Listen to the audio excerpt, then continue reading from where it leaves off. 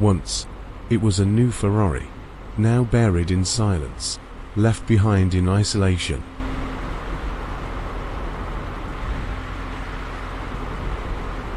The car is being gently washed, water droplets sliding across the surface, as the process continues in quiet focus. A skilled worker carefully cleans the red Ferrari with a soft microfiber cloth. Water slowly drips from the rear bumper of the Ferrari, falling gently to the ground in controlled, steady drops.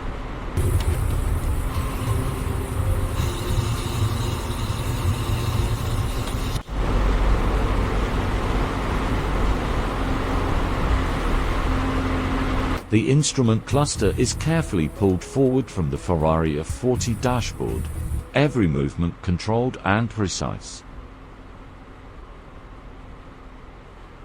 The doors are cleaned once again, with careful, precise movements to maintain a flawless finish. Subscribe to the channel to watch the next part.